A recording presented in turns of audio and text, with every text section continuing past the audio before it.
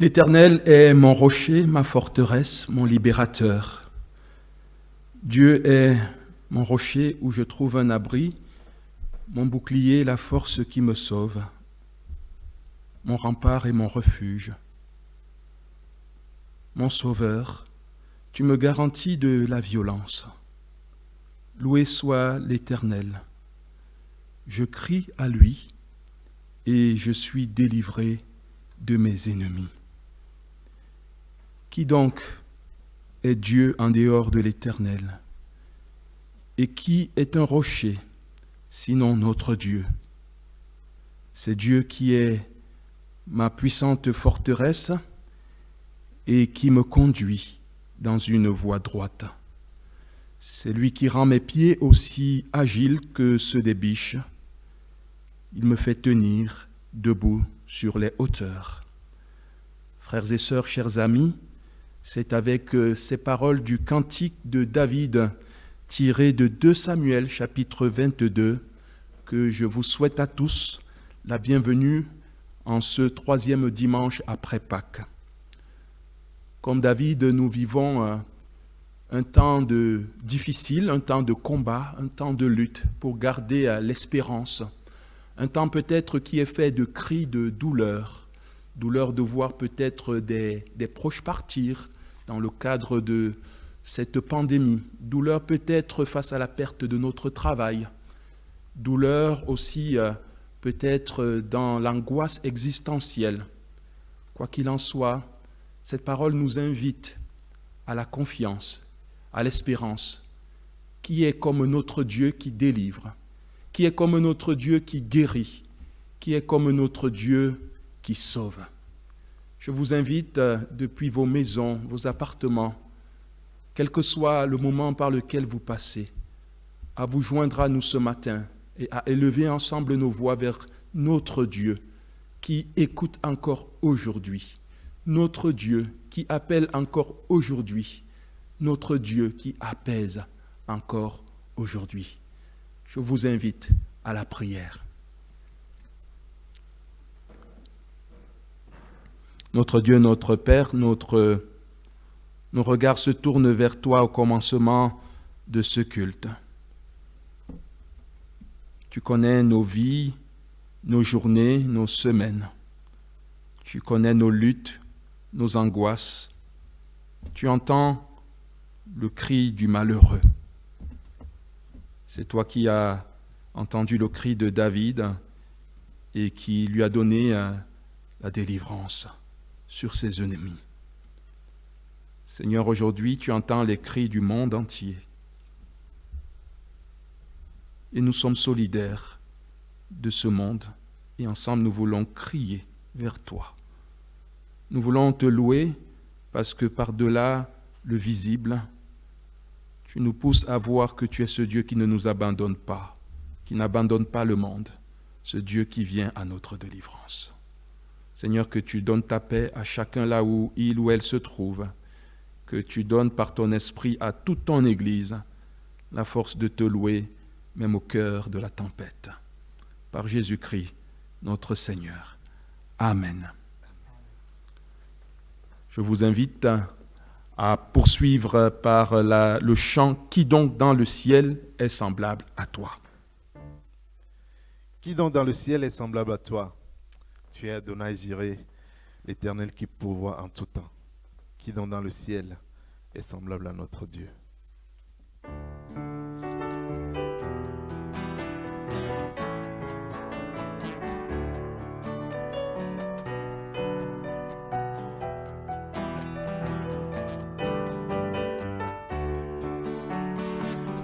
Dans le ciel est semblable à toi, qui est puissant comme toi, éternellement roi, qui est puissant comme toi, éternellement roi. Tu es Adonai Jireh, en tout temps tu pourvois. Tu es Adonai Rapha, éternel tu guériras. tombe dans le ciel est semblable à toi, qui est puissant comme toi, éternellement roi, qui est puissant comme toi, éternellement roi. Tu es Adonai Shama, tu entends, tu répondras. Tu es Adonai Shalom, Dieu de paix pour tous les hommes. Qui tombe dans le ciel est semblable à toi, qui est puissant comme toi, éternellement roi, qui est puissant comme toi, éternellement roi. El Shaddai, Dieu tout-puissant, tu protèges et tu nourris. Elohim, Dieu éternel, Elohim, tu es vivant, qui tombe dans le ciel est semblable à toi, qui est puissant comme toi, éternellement roi, qui est puissant comme toi, éternellement roi.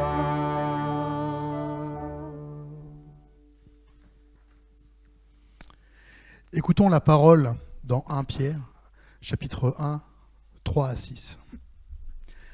Béni soit Dieu, le Père de notre Seigneur Jésus-Christ, qui, selon sa grande miséricorde, nous a régénérés pour une espérance vivante par la résurrection de Jésus-Christ d'entre les morts, pour un héritage qui ne se peut ni corrompre, ni souiller, ni flétrir, lequel vous est réservé dans les cieux, vous qui, par la puissance de Dieu, êtes gardés par la foi pour le salut, prêt à être révélé dans les derniers temps.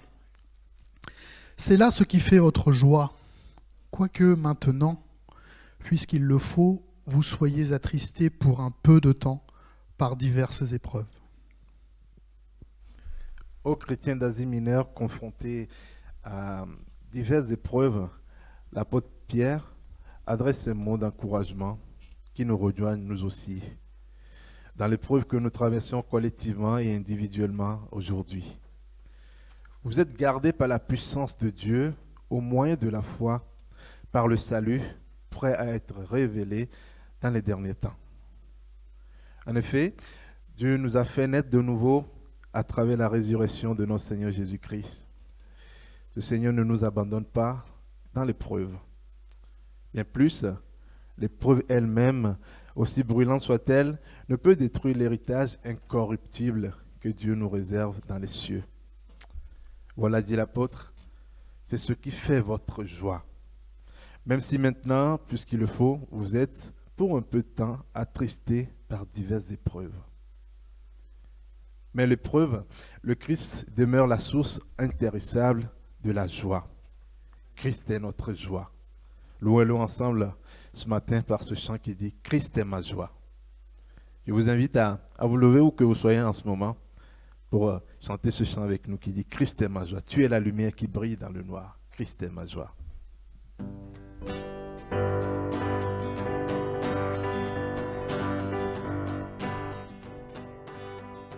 Tu es la lumière qui brille dans le noir. Oh, oh, oh. Tu es mon soutien, tu me redonnes l'espoir. Oh, oh, oh. Non, je n'aurai pas honte de proclamer de tout mon être. Je veux le déclarer. Christ est ma joie. Christ est ma joie. Je n'aurai pas peur de chanter, pas peur de crier oh.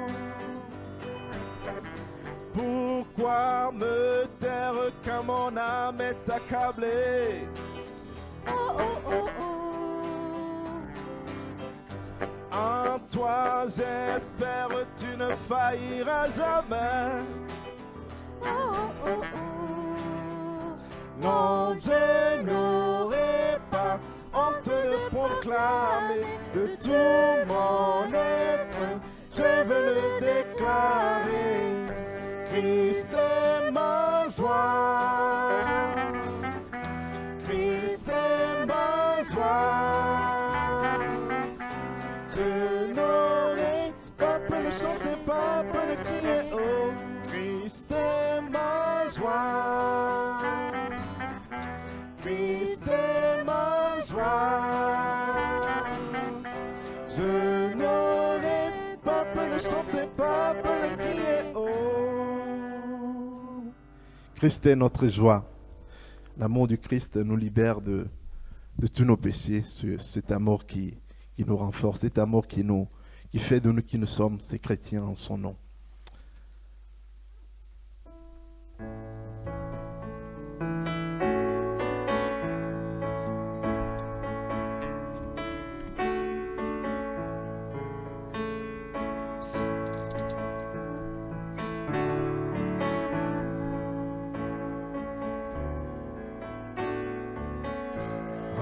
Toi les hommes sont bénis, en toi les faits sont affermis, les cœurs brisés tu rétablis, donnant la vie.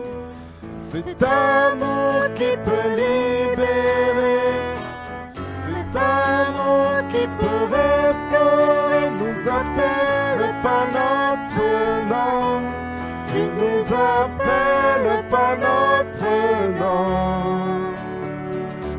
C'est Dieu qui créa tout l'univers, c'est Dieu qui veut mourir au calvaire, nous appelle par notre nom, tu nous appelles par notre nom.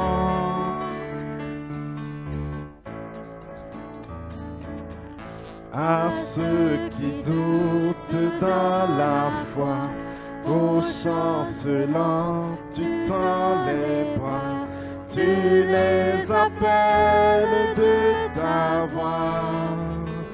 Venez à moi, c'est amour qui peut libérer, c'est amour qui peut restaurer, nous appelle par notre nom, tu nous appelles par notre nom.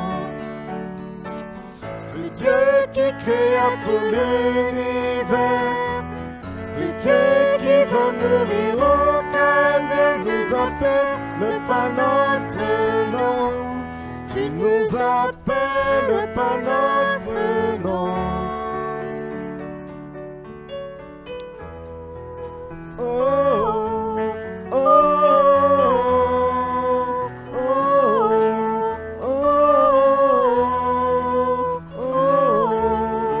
oh,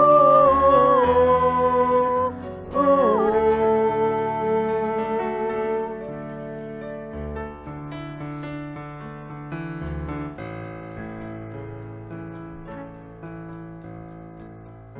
De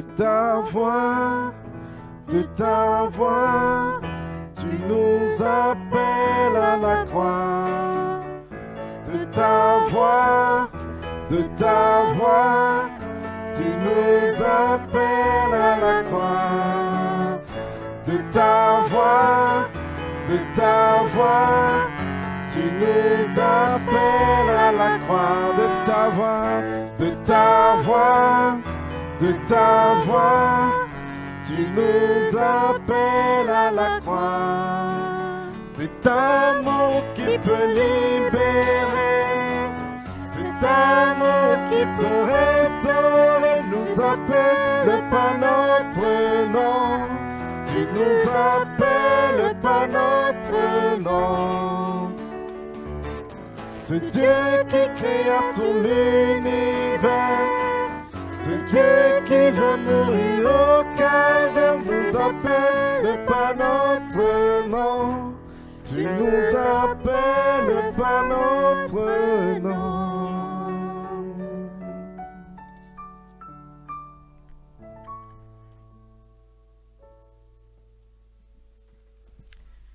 Bien-aimés, je vous exhorte, comme étrangers et voyageurs sur la terre, à vous abstenir des convoitises charnelles qui font la guerre à l'âme. Ayez au milieu des païens une bonne conduite, afin que, là même où ils vous calomnient comme si vous étiez des malfaiteurs, ils remarquent vos bonnes œuvres et glorifient Dieu au jour où il les visitera. C'est dans 1 Pierre au chapitre 2, versets 11 et 12. Ici-bas, nous sommes voyageurs et pèlerins. Et notre voyage a un sens. Dieu nous appelle à être des passerelles pour notre témoignage, en actes et pas seulement en parole. Si l'on est si proche que nous sommes, étrangers, mes frères devant toi, mais nous sommes dans tes bras, d'une rive à l'autre, un pont pour tes pas. Et ton esprit, la bonne nouvelle, fait de nous des passerelles. Passerelles.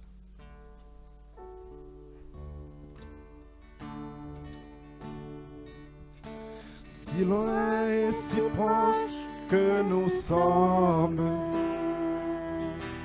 étrangers, nos frères devant toi, de nos conflits les siècles résonnent, océan de silence parfois. Seigneur, c'est toi ce qui nous façonne, toi ce qui appelle, qui envoie. Ouvre nos cœurs à ce que tu donnes, ouvre nos yeux à ce que tu vois.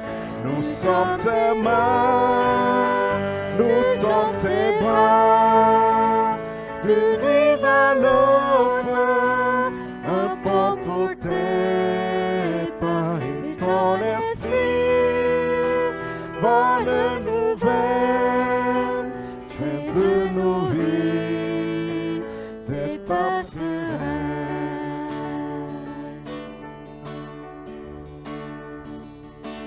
Que ton amour abaisse nos murailles et pardonne de nos ravages. Que ta grâce éclaire nos visages, frères et sœurs, pour être tes témoins. Béni soit Dieu, tu es notre Père. Béni soit l'Esprit qui nous unit. Béni soit Jésus en qui j'espère. Béni soit le Seigneur de nos vies. Nous sommes tes mains, nous sommes tes bras, d'une rive à l'autre, un pont pour tes pas et ton esprit. Bonne nouvelle, fait de nos vies des passerelles. Nous te louons, nous te glorifions, notre Dieu, notre Père, pour ton amour pour nos vies. Nous voulons que tu fasses de nous des passerelles pour ta parole au sein de ce monde dans lequel tu nous places. Ce matin, nous voulons que tu disposes nos cœurs à t'écouter. Te prions pour notre pasteur qui nous apportera le message de ce matin. Guide-le dans tout ce que tu as mis sur son cœur pour ton église ce matin. Au nom de Jésus. Amen. J'invite Paul pour le message. Chers frères et sœurs en Christ, chers amis, chaque année, le dernier dimanche du mois d'avril est l'occasion d'aborder la question de la vocation au sein de nos églises et de notre union d'églises, la Fédération des Églises évangéliques baptistes de France. Vocation. Comment entendons-nous ce mot aujourd'hui et quel contenu y mettons-nous? En me posant cette question préliminaire, cela m'a conduit à quelques constatations.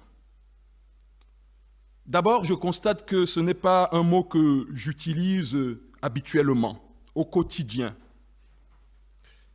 En France, l'une des premières questions qu'on m'a posées, et je pense que c'est aussi vrai peut-être dans d'autres pays, c'est qu'est-ce que vous faites dans la vie?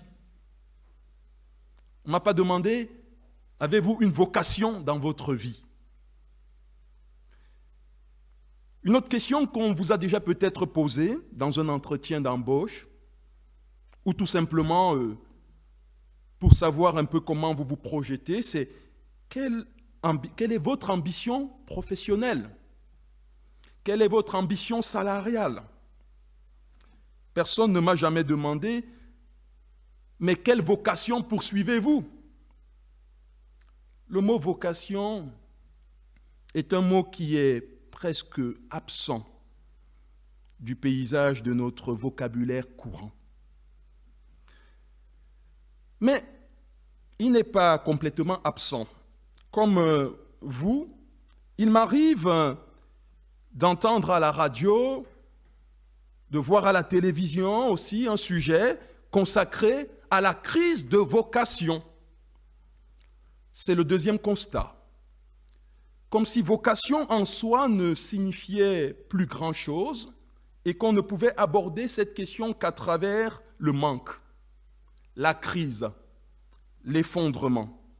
L'expression est passée, j'ai envie de dire dans le langage d'ailleurs commun. Crise de vocation évoque le manque de personnes dans une institution. L'expression est passée à l'éducation nationale où il y a une crise de vocation des enseignants. Au ministère de la Santé, une crise de vocation de médecins, d'infirmiers, de soignants. Dans certains milieux associatifs, crise de vocation de bénévoles, d'humanitaires. Mais le mot, il est vrai, reste dans l'inconscient collectif, davantage confiné au domaine du religieux. L'idée, c'est que la vocation suppose un sacerdoce. Et derrière la notion de sacerdoce, nous entendons trop souvent la notion de sacrifice. En quelque sorte, il s'agirait de perdre sa vie ou de renoncer complètement à soi-même pour se mettre au service des autres. C'est quelque chose qui n'est pas très attractif aujourd'hui. On parle de l'attractivité des enseignants, des soignants, de l'attractivité du ministère du pasteur et d'autres formes de ministère. Et parfois on regarde ce problème par le petit bout de la lunette ou de la lorgnette, puisqu'on semble réduire les problèmes souvent d'attractivité et de crise de vocation aux enjeux du salaire. Ce faisant, beaucoup, à force de considérer que la vocation ne concernait qu'un petit nombre de personnes, la religieuse, le pasteur, le prêtre, l'évangéliste, l'enseignant, le soignant, considèrent qu'ils n'ont pas reçu donc de vocation. Dès lors, ils poursuivent leur vie sans jamais vraiment se demander ce qui fait vraiment d'eux des vivants. Qu'est-ce qui fait que je me lève? Qu'est-ce qui fait que ce que je fais a un sens? Qu'est-ce qui fait que je peux avoir une prise positive sur mon environnement? D'autres changent radicalement de style de vie entre 35 et 50 ans. C'est ce qu'on appelle la crise du milieu de vie. Pris dans une quête existentielle, quand ils réalisent que ce qui était au matin de leur vie essentielle pour eux le semblent moins dans l'après-midi de leur vie, pour paraphraser Jung. Faut-il donc attendre d'avoir 35 ans ou 50 ans ou plus pour envisager la vocation? Serait-ce quelque chose de réservé aux jeunes, comme on le croit souvent à tort dans nos églises? Parler de vocation soulève la question du sens de nos vies. Sens dans sa double acception de signification, quel est le sens de ma vie, mais également d'orientation. Vers où je m'oriente? Vers où va ma vie? Quel sens, quelle direction prend ma vie? Qu'est-ce qui fait de moi un vivant? Qu'est-ce qui dynamise mon existence? Quel est le sens de ma présence au monde? Des questions qui peuvent nous faire peur, parce qu'ils peuvent impliquer des réponses qui eux-mêmes induisent des changements profonds. Mais ces questions, nous n'avons pas à nous les poser seuls. Nous n'avons pas à les porter tout seuls.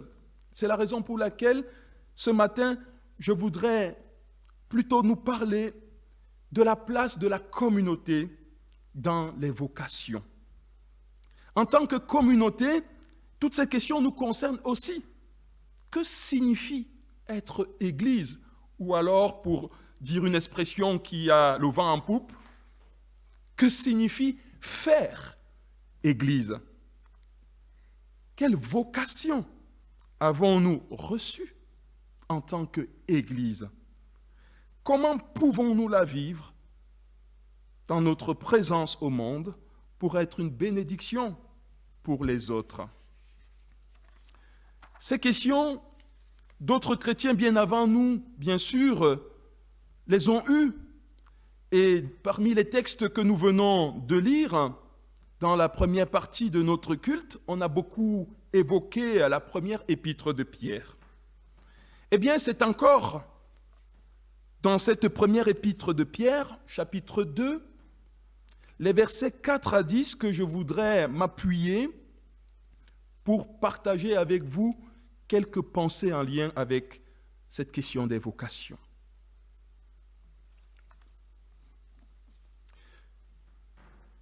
« 1 Pierre, chapitre 2, versets 4 à 10 donc. « Approchez-vous du Seigneur, la pierre vivante rejetée par les êtres humains, mais choisie et précieuse aux yeux de Dieu.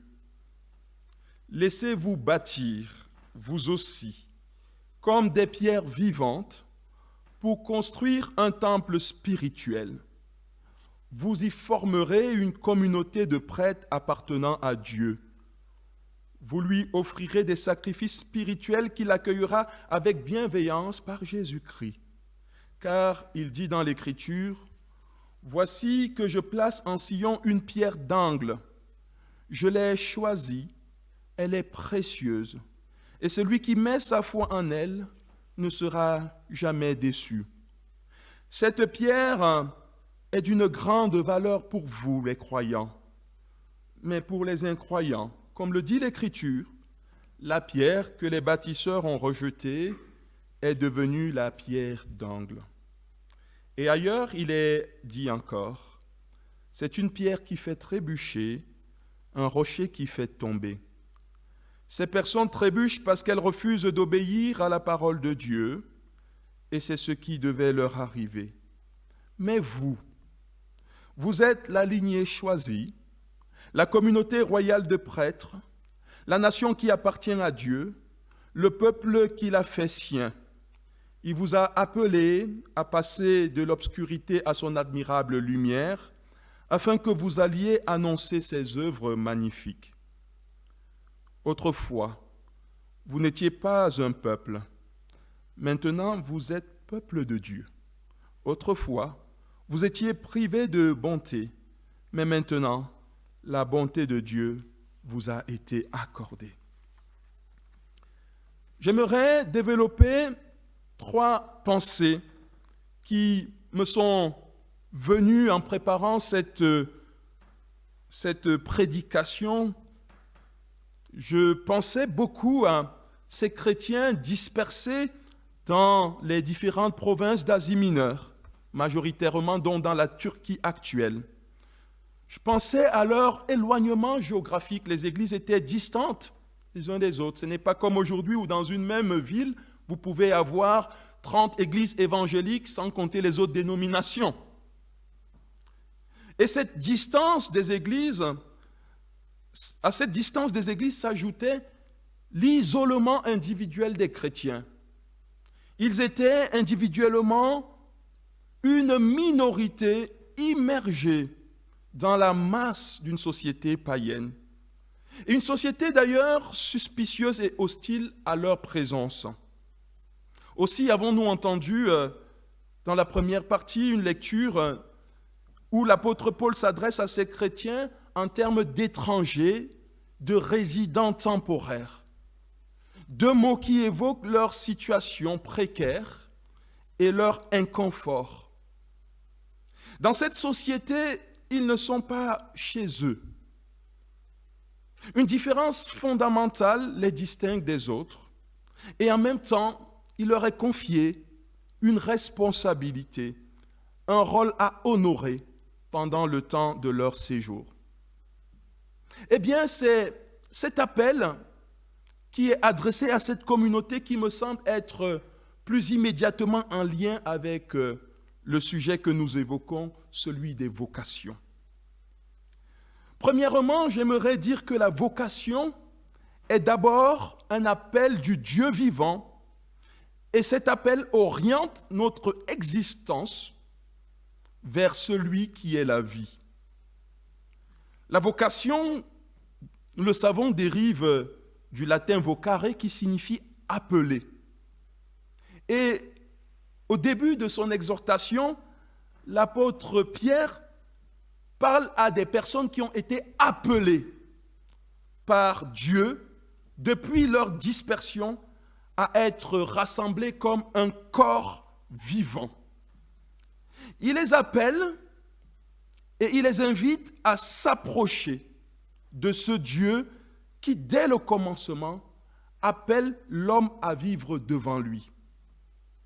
En fait, réfléchir à sa vocation sur cette terre, c'est réfléchir à la place que nous accordons à ce Dieu qui nous appelle et qui nous parle. Cet appel de Dieu est un acte d'élection qui nous rappelle que Dieu nous aime. Élection dans ce sens qu'il nous choisit. Et Dieu qui nous aime, qui nous choisit, nous connaît par notre nom. Et ce Dieu nous a appelés à entrer dans son projet. Et ce projet est tout orienté vers la vie et la vie en abondance. La vocation ne part pas d'abord de l'homme, mais du cœur de Dieu qui veut rencontrer l'homme et lui révéler sa véritable fin, F-I-N. Dans ce temps où nous ne pouvons plus tellement nous définir par ce que nous faisons au travail ou à l'église, il est précieux de nous rappeler que la fin de tout homme, ce n'est pas l'homme, mais la fin de tout homme, c'est la communion avec le Créateur, son Créateur, c'est la communion avec ce Dieu vivant. Et nous voyons tout au long de l'Écriture ce Dieu qui appelle des hommes et des femmes, des jeunes et des moins jeunes, à marcher devant lui. Je pourrais dire que la vocation, c'est cet appel à vivre sa vie devant Dieu, le Dieu d'amour. Mais l'appel de Dieu implique toujours une réponse de la part de l'homme. Et cette réponse, c'est la confiance en Dieu, c'est-à-dire c'est la foi. Et pour nous, chrétiens, au sein de l'Église, il s'agit d'abord de rappeler que la vocation première qui nous est adressée à nous tous, c'est de nous rapprocher de celui que Dieu nous présente comme étant la vie, la pierre vivante, Jésus-Christ. Tout est là et tout découle de cette relation au Christ. En grec, le verbe est conjugué au participe présent, vous approchant. Ce participe présent permet de souligner que cette démarche de foi est envisagée non pas comme une approche unique. surtout pour nous, chrétiens évangéliques, si attachés à un christianisme de conversion, toujours stéréotypé sur l'histoire de notre rencontre initiale avec le Christ. Mais ici, Pierre nous rappelle que c'est en quelque sorte chaque jour et en toutes circonstances que nous sommes appelés à nouveau à répondre à l'appel de Dieu en Jésus-Christ. Cet appel, c'est celui de choisir d'abord la vie et de choisir tout ce qui nous oriente vers la vie. Alors c'est comme si chaque matin, chaque jour que Dieu fait, il nous est dit de venir et de nous approcher de ce Christ qui est la vie. Donc en premier lieu, la vocation n'est pas une question qui concerne les autres, mais c'est une question qui me concerne parce qu'elle m'appelle à me positionner dans un choix entre la vie et la mort. Dit comme ça, on ressent la gravité de la question.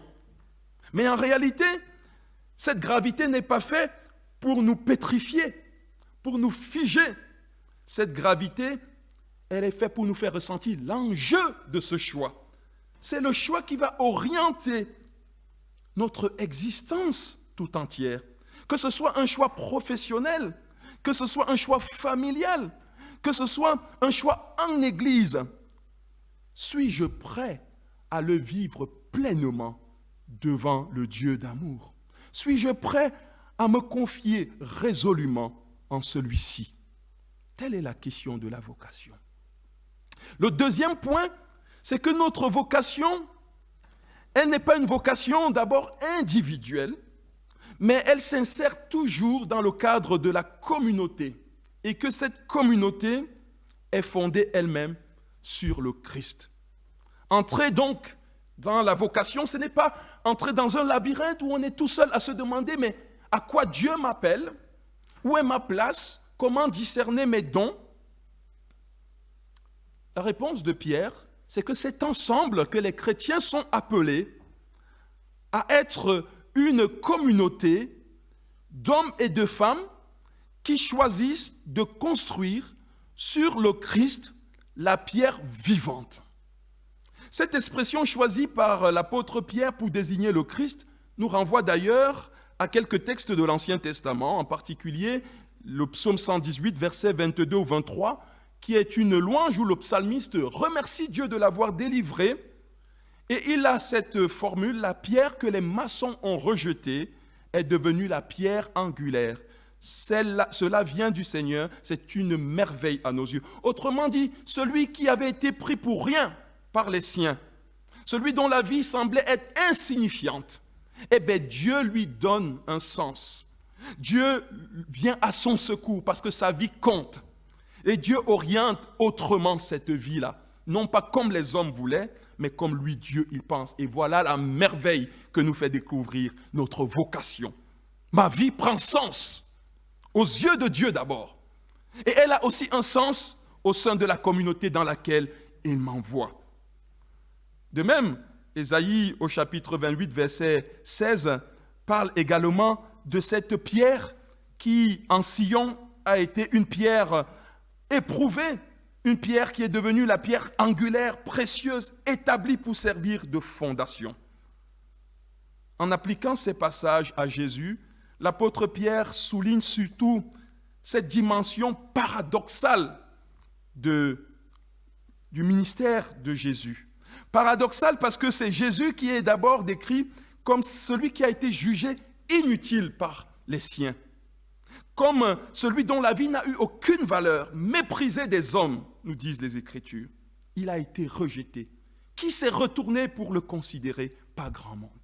Et pourtant, c'était lui, et c'est bien lui encore, la pierre d'angle, la clé de voûte, celui qui nous ouvre à l'amour de Dieu, celui qui donne à nos vies une véritable profondeur et une véritable consistance. De même, l'Église, lieu de la communauté fondée sur le Christ, est aussi dans ce monde, dans une vocation en quelque sorte paradoxale, qui prend encore l'Église du Christ dans son plan carrière comme on dit, qui, dans l'éducation de ses enfants aujourd'hui, les éveille aux besoins de l'Église, qui s'oriente en informatique ou en maintenance audiovisuelle en pensant aux besoins de l'Église, qui s'oriente en médecine parce que porté par l'amour de Dieu pour les hommes, il veut témoigner auprès des plus fragiles que Dieu guérit et que lui, il est là pour prendre soin, qui intègre l'Église de Dieu dans les projets d'orientation professionnelle, méprisée elle aussi des hommes, méprisée parce que faible, méprisée parce que n'ayant pas la puissance, méprisée parce que n'ayant pas les moyens de payer peut-être somptueusement les ministres, méprisée parce que rassemblant sans préjugés des hommes et des femmes de tous horizons, de toutes conditions sociales.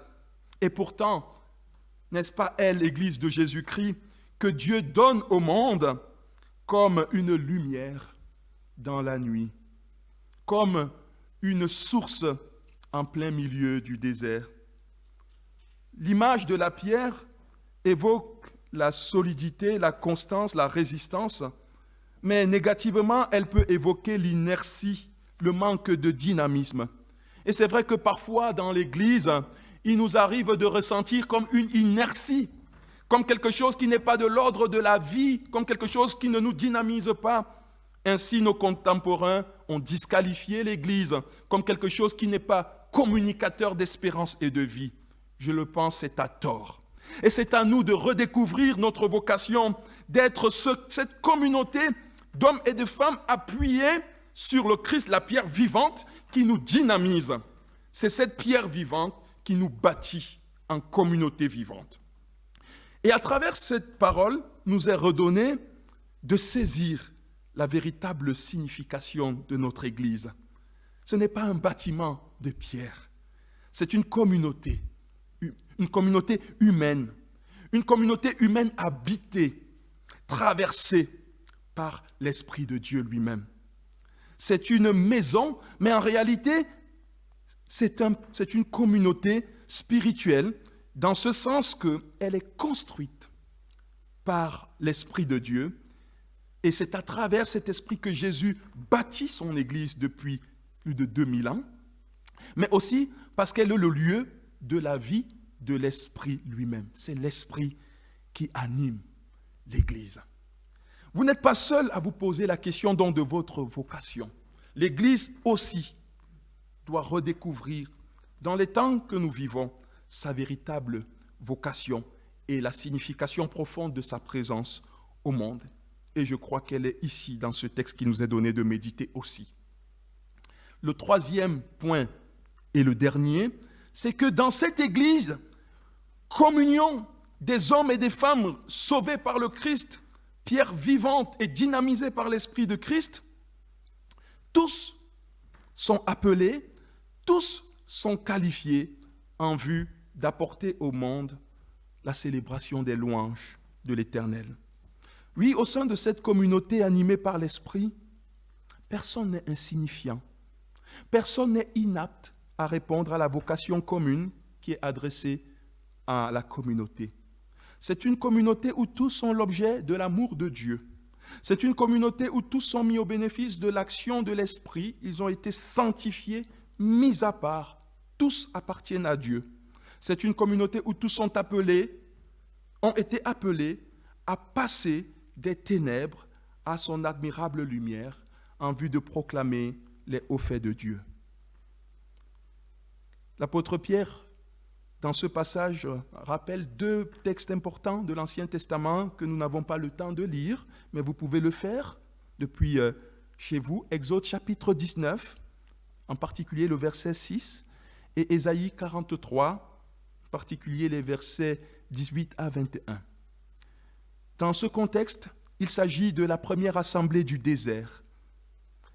Cette assemblée d'Israël qui a vécu l'expérience de la libération de l'Égypte et qui a vécu cette expérience d'être un peuple que Dieu choisit, mais un peuple qui est passé à travers un chemin de désert pour arriver vers une terre promise. Dieu les a appelés pour être au milieu des nations, une lumière dans la nuit. Dieu les a appelés pour être son peuple, un peuple dont la vocation était d'être enthousiasmé, c'est-à-dire en Dieu lui-même. Un peuple appelé à publier que Dieu libère. Un peuple appelé à témoigner que Dieu réconcilie. Un peuple appelé à témoigner qu'une nouvelle création est en train d'être construite par le Seigneur lui-même. Dans le passage d'Ésaïe chapitre 43, verset 18, concerne l'annonce de toutes choses nouvelles. Ne regardez plus aux choses passées, voici je vais faire une chose nouvelle. Et cette réalité arrive avec l'Église, peuple de la Nouvelle Alliance. Elle aussi vit, comme le peuple de la Première Alliance, une traversée, la traversée de ce monde. Et c'est une traversée qui peut être douloureuse comme la traversée du désert. C'est une traversée qui peut être douloureuse comme l'expérience de l'exil. Mais le Seigneur nous dit ensemble une parole d'espérance. Il fera sortir du désert des sources d'eau vive. Il donnera de la fécondité à nos vies. Voilà, me semble-t-il, comment cette parole peut nous encourager dans ces temps où nous vivons douloureusement à reconsidérer peut-être notre conception de la vocation qui n'est pas quelque chose associé uniquement à la crise, au manque, mais considérer la vocation comme quelque chose qui nous dynamise, comme quelque chose qui nous donne envie de participer à l'œuvre de Dieu. Et cette œuvre de Dieu, c'est ensuite, on l'a chanté, d'être dans une identité passerelle, d'être des passeurs d'espérance, d'être des témoins qui disent à ce monde que Dieu délivre encore, que Dieu est encore le Dieu de la libération, que Dieu est le Dieu qui sait changer notre sort, comme nous l'avons entendu au début de ce culte. En écoutant nos détresses, il vient à notre secours. Voilà les hauts faits de Dieu que nous sommes appelés à aller annoncer et que nous pouvons annoncer même depuis nos lieux de confinement. Personne n'est insignifiant. Luther l'avait bien compris en insistant sur le sacerdoce universel. Tous, nous sommes capables de Dieu. Tous, nous sommes capables de partager ce que Dieu fait dans nos vies. Il n'y a pas de division entre le sacré et le profane.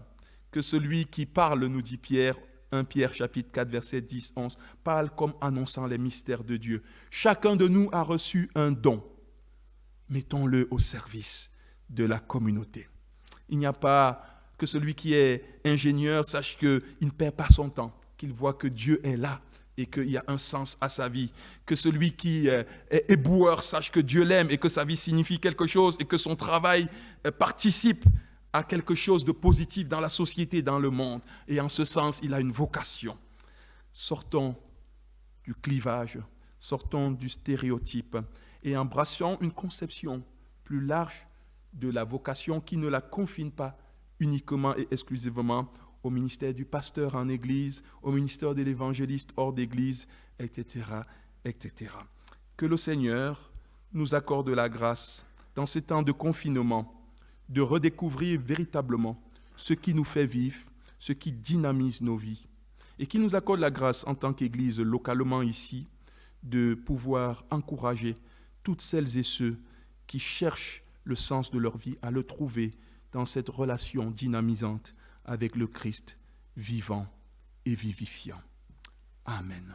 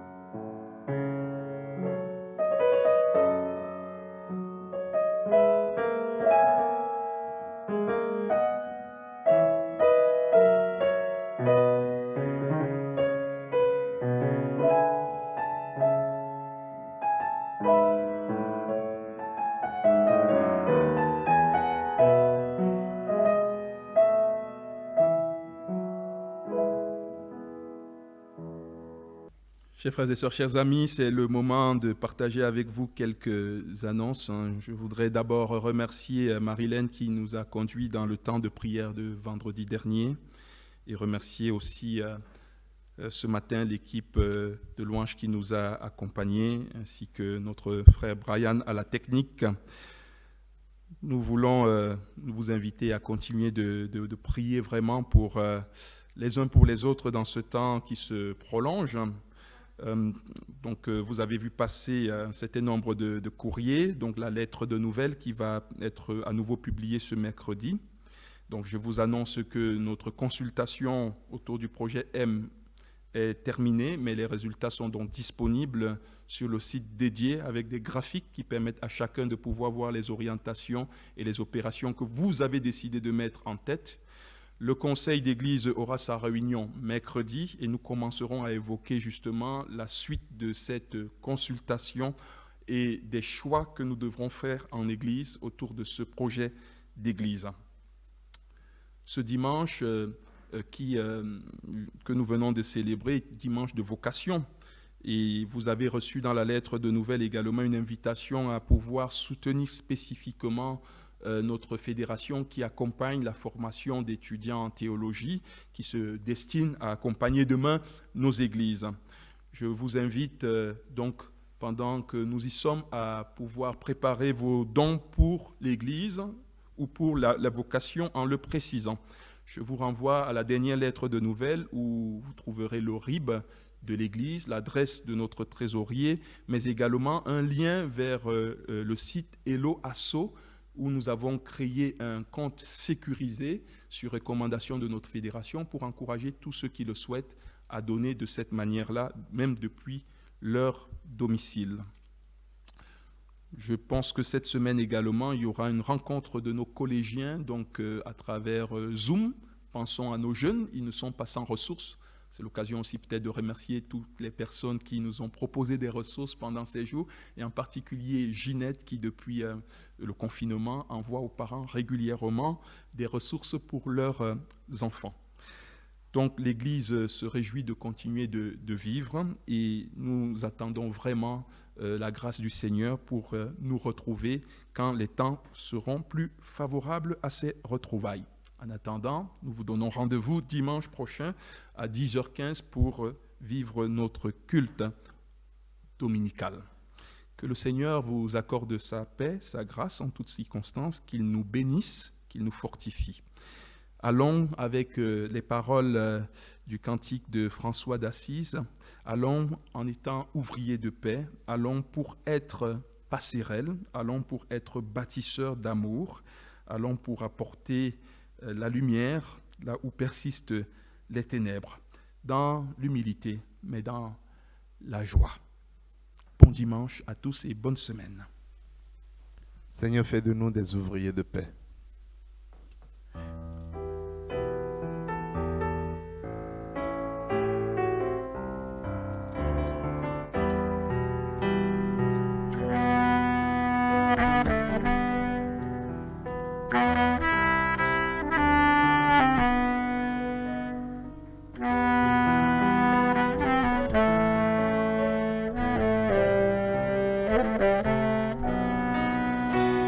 Seigneur, fais de nous des ouvriers de paix. Seigneur, fais de nous des bâtisseurs d'amour. Là où demeure la haine, que nous apportions l'amour. Là où se trouve l'offense, que nous mettions le pardon. Seigneur, fais de nous des ouvriers de paix. Seigneur, fais de nous des bâtisseurs d'amour. Là où persistent les ténèbres, que nous mettions la lumière. Là où règne la tristesse, que nous fassions chanter la joie. Seigneur, fais de nous des ouvriers de paix. Seigneur, fais de nous des bâtisseurs d'amour. Donne-nous de consoler plutôt que d'être consolés. Donne-nous de comprendre plus souvent que d'être compris. Seigneur, fais de nous des ouvriers de paix. Seigneur, fais de nous des bâtisseurs d'amour. Un très bon dimanche à tout un chacun de nous. Amen.